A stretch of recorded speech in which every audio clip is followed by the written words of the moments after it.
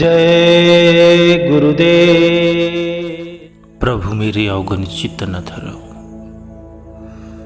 प्रार्थना करना सबको नहीं आता। जो सच्चे साधक होते हैं वो आत्मा के स्तर में जाकर के विरह भरी प्रार्थना करते हैं।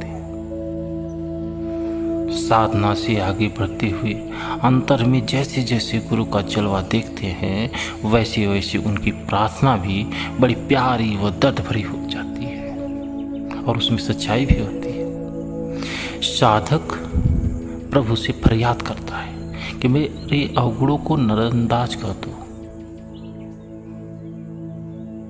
आप जब मेरे अवगुणों को नजरअंदाज करके देखेंगे तभी मेरा बेड़ा पार हो सकता है।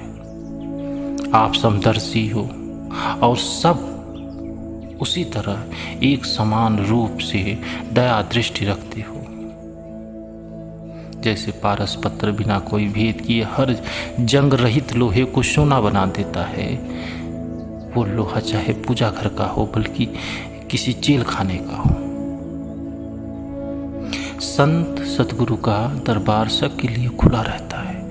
जो भी जैसा जहाँ से भी आए उसके सम्मुख अगर आ गया तो उसके गुनाहों की माफ़ी कर देते हैं। अब प्रभु से मिलाने का रास्ता नामदान लेकर उसकी मनोदशा को अपने सत्संग जल से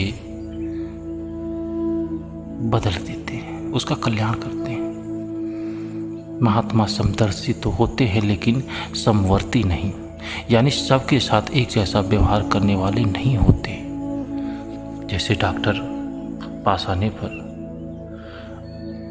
जो मरीज आते हैं उसके पास अलग अलग रोग, तो डॉक्टर दवा भी अलग अलग देता है। संत महात्माओं के दरबार में आने वाले लोग, उनके विचार भाव भक्ति सब अलग अलग होती है। कोई परमार्थ के लिए आता है, कोई स्वार्थ के लिए आता है, कोई खाने के लिए आता है, कोई कमाने के लिए आता है, कोई धन संपदा के लिए आता है, मान बढ़ाई के लिए आता है। सबके साथ एक समान व्यवहार नहीं किया जा सकता। महापुरुष नामदान देते हैं। अब ये अलग अलग बात है कि हम उसका फायदा नहीं ले पाते।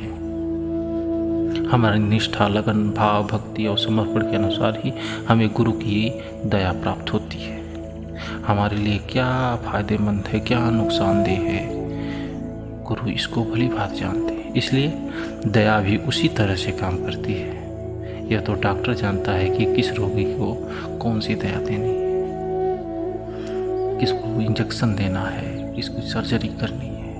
हम अज्ञानता में अपने सत्संगी भाई बहनों से लड़ जाते हैं या बैर भाव मन मुटाव पैदा कर लेते हैं। इसकी रूहानी तरक्की में गुरु ने दया की और हमें वंचित कर दिया।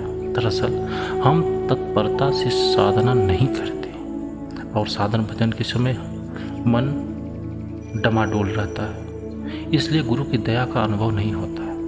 महात्मा दरबार में जो भी आता है उसके लेने देने का जो सामान है उसके ऊपर लदा हुआ वो सब चुकता कर देते हैं और हम यहाँ पर भ्रमित हो जाते हैं।